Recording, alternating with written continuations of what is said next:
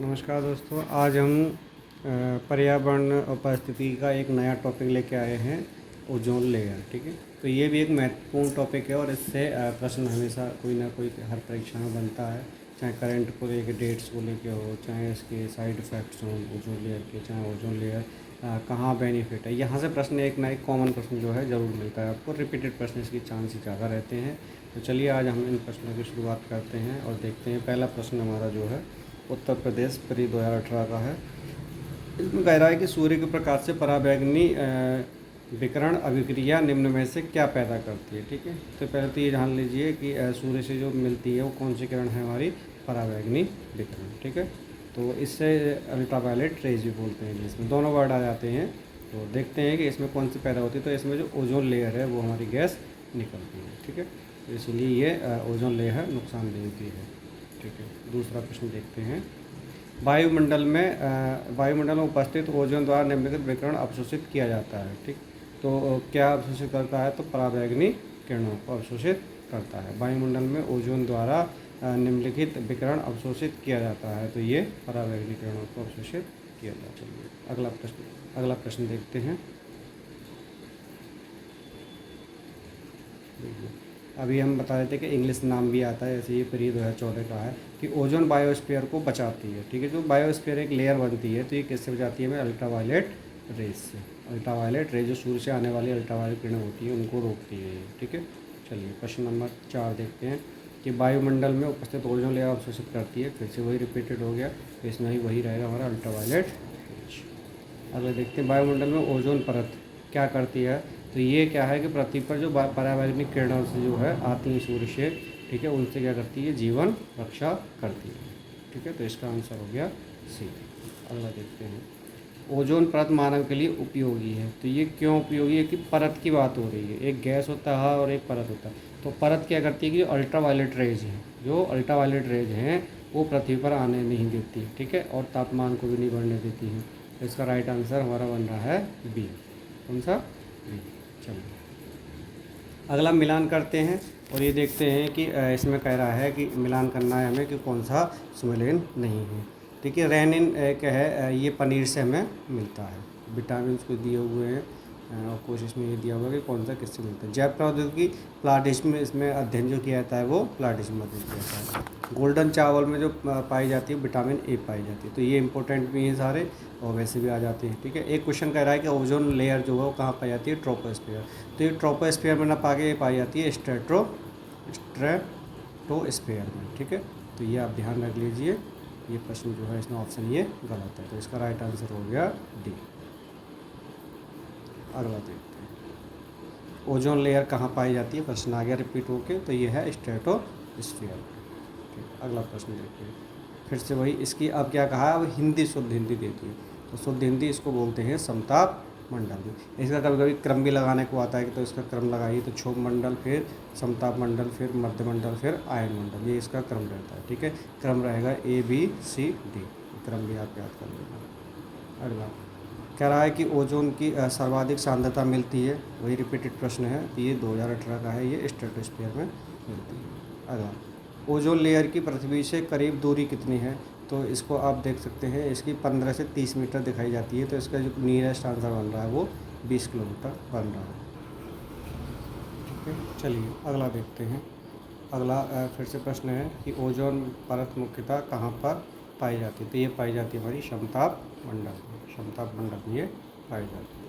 अगला देखते हैं, वायुमंडल की सबसे निचली परत कौन सी है। ठीक है, तो ये अभी हमने बताया था, इसको क्रम आप देख सकते हैं कि कौन कौन सी रहती है फिर। तो इसमें ऑप्शन होगा डी, क्षोभ।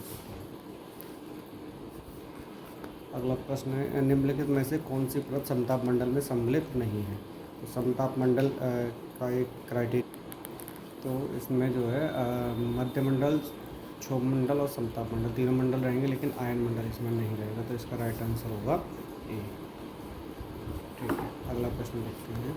अगला प्रश्न है, समताप मंडल में ओजोन के स्तर को प्राकृतिक रूप से विनियमित किया जाता है। तो ये जो किया जाता है ये नाइट्रोजन डाइऑक्साइड द्वारा, नाइट्रोजन डाइऑक्साइड के द्वारा। अगला प्रश्न देखते हैं।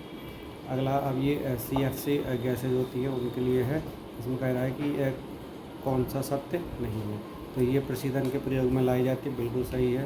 ये ग्रीन हाउस गैस में कोई योगदान नहीं देती, ये चाहिए सौर मंडल में ओजोन को घटाने का उत्तरदायी होती है, ये भी सही है। और ये निचले वायुमंडल में अक्रियशील होती है। ठीक, तो इसमें ये सारी चीज़ें हैं, समता मंडल को घटाने में उत्तरदायी अक्रियशील होती है और योगदान नहीं देती, जबकि योगदान इसका रहता है। ठीक है, तो इसका ये ऑप्शन गलत है, बी आंसर। ठीक है, अगला प्रश्न देखते हैं। अगला प्रश्न है विकल्प वाला है, कौन सी ग्रीन हाउस गैसेज है और कहाँ कहाँ पर ये प्रयुक्त नहीं होती है। ठीक है, तो इसमें देखते हैं carbon dioxide thermal power station, बिल्कुल सही है। नाइट्रस ऑक्साइड जलमग्न धान, और जलमग्न धान अच्छा जलमग्न है और खाली धान के खेत होते हैं तो इसमें मीथेन रहता है, जलमग्न में आता है नाइट्रोजन ऑक्साइड रहता है। सल्फर डाइऑक्साइड ईंट के भट्टा जो रहते हैं वहाँ पे इसका जो है, ठीक है, ज़्यादा उत्सर्जन होता है, तो ये सब सही है। लेकिन क्लोरोफ्लोरोकार्बन ये ऑटोमोबाइल्स में नहीं दिखता है। ठीक है, इसका राइट आंसर बन रहा है ठीक। ठीक, अगला देखते हैं। ओजोन छिद्र के लिए उत्तरदायी है, तो सबसे ज़्यादा उत्तरदायी होती है वो CFC होता है, CFC इसमें सबसे ज़्यादा उत्तरदायी होती है। अगला ओजोन छिद्र का कारण है, तो वही CFC, यानी इसको अगर कोई नेम देखें तो क्लोरोफ्लोरोकार्बन, इसका राइट आंसर है सी। कौन सी गैस ओजोन परत के ह्रास के लिए उत्तरदायी है? फिर से वही रिपीटेड क्वेश्चन, कॉमन प्रश्न है, तो ये क्लोरोफ्लोरोकार्बन, इसका भी राइट आंसर होगा CFC क्लोरोकार्बन। ओजोन परत के अपक्षय के लिए उत्तरदायी, फिर से वही रिपीटेड प्रश्न, जो उत्तराखंड का भी है और ये BPSC का भी प्रश्न है, तो इसका भी राइट आंसर डी होगा। अगला देखते हैं, नुकसान पहुंचाने वाली प्रदूषक कौन सा है? तो वही फिर से रिपीट प्रश्न CFC, ये कॉमन प्रश्न है, कई परीक्षाओं में आया हुआ है। वायुमंडल में से एक की उपस्थिति ओजोनोस्फीयर परत का क्षरण होता है, तो ये घुमा के क्वेश्चन पूछा है GIC का, और इसमें भी राइट आंसर इसका CFC है। ऊपरी वायुमंडल के ओजोन परत का क्षरण निम्न में से किसके द्वारा हो रहा है? ठीक है, ये लाला को दे दिया। तो इसमें भी जो है राइट आंसर जो बन रहा है हमारा CFC। देखिए कितना कॉमन क्वेश्चन है और किस तरह घुमा के आया है, ये RO 2017 में आया था, इसका भी राइट आंसर सी है। ठीक है, चलिए अगला प्रश्न देखते हैं कि ओजोन परत की क्षीणता के लिए उत्तरदायी नहीं है। देखिए यहाँ हमसे घुमा के पूछा है कि कौन सा उत्तरदायी नहीं है, तो देख लेते हैं। जैसे पहला प्रशीतक में प्रयोग, प्रशीतक होता है AC या रेफ्रिजरेटर में जो होने वाली गैस, ठीक है, उसमें जो प्रयोग होती है वो CFC गैसेज होती है, तो ये तो खैर उत्तरदायी रहेगा ही रहेगा। अगला अग्निशमन में हेलोजन, ये भी एक उत्तरदायी रहता है, नाइट्रस ऑक्साइड भी रहता है।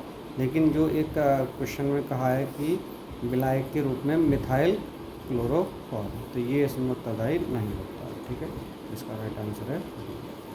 अगला देखते हैं कि ग्रीन हाउस गैस में से कौन सी ऐसी गैस है जिसके द्वारा ट्रोपोस्फीयर में ओजोन प्रदूषण नहीं होता है। ठीक है, तो इसमें पहले तो ये जान लीजिए ट्रोपोस्फीयर में प्रदूषण कौन कौन सी गैस रहती है, तो ये मीथेन है, नाइट्रस है, जल वाष्प है, कार्बन मोनोऑक्साइड है। ठीक है, तो कार्बन मोनोऑक्साइड इसमें नहीं रहती है। ठीक है, ये ओजोन प्रदूषण नहीं करती, बाकी जल वाष्प भी करती है, और नाइट्रोजन ऑक्साइड, मीथेन, ये सारे क्या करती हैं, ओजोन को प्रदूषित करती हैं। ठीक है, अगला प्रश्न देखते हैं। ओजोन क्षेत्र का निर्माण सर्वाधिक कहाँ है? तो ये अंटार्कटिका के ऊपर है। ठीक है, अंटार्कटिका के। अगला देखिए, कुछ ये स्टेटमेंट बेस्ड क्वेश्चन है और ये जहाँ तक IAS 2012 का प्रश्न है।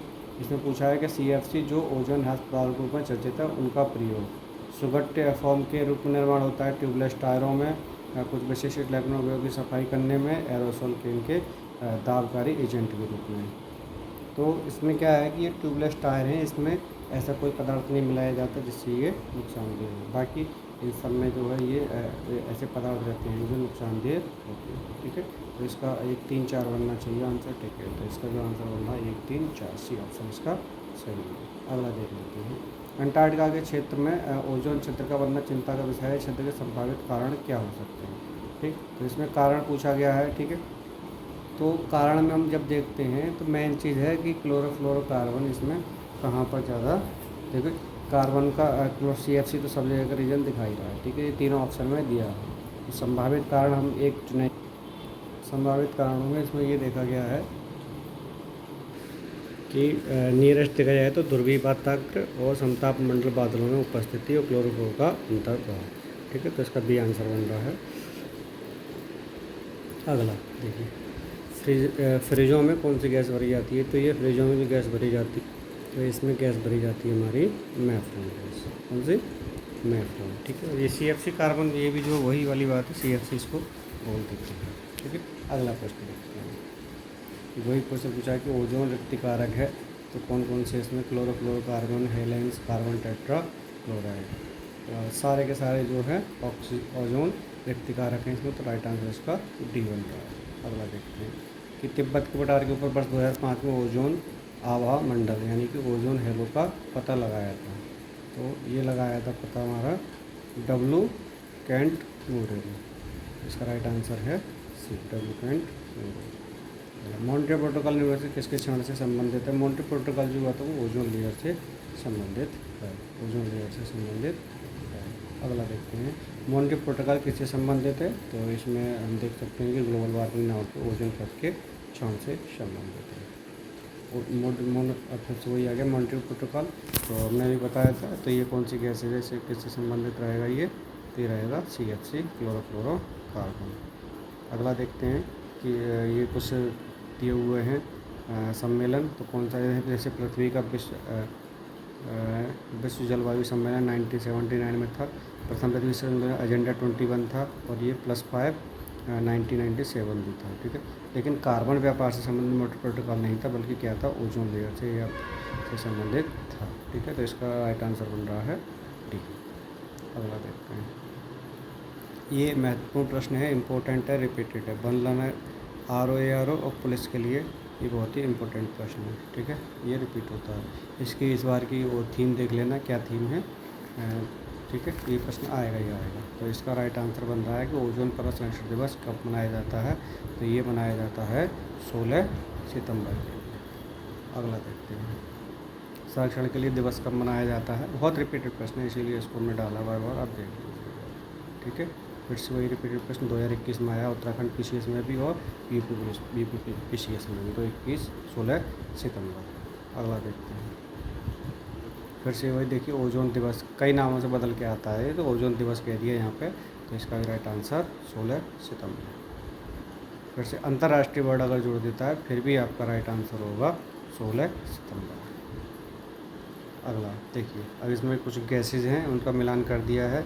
मिलान करना है हमें कि कौन सा सम्मेलन नहीं है। ठीक, तो देखिए ये दो ऑप्शन जो है, ये तो आपको पता है कि ओजोन का CFC से मतलब है ही है, तो ग्रीन हाउस का कार्बन डाइऑक्साइड से, और रॉकेट ईंधन में भी ये पाया जाता है।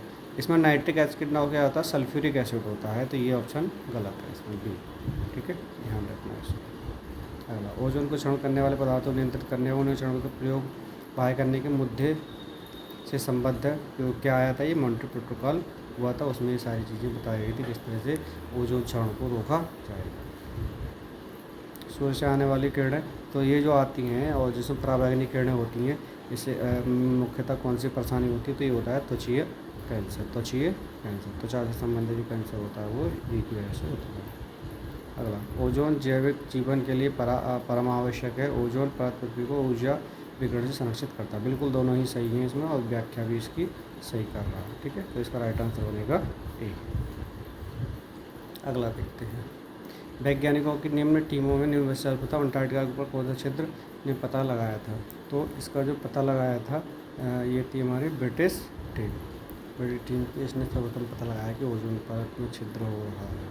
छिद्र से मतलब था कि वहाँ पर क्षरण हो रहा था। ठीक है, तो ये हमारे ओजोन परत से संबंधित प्रश्न थे। तो अगले टॉपिक को हम बहुत जल्दी लेके आएंगे। तब तक के लिए धन्यवाद। आप लोग देखें, शेयर करें, लाइक करें। ठीक है, और ज़्यादा से ज़्यादा लोगों के लिए इसके लिए पहुँचाएँ। धन्यवाद।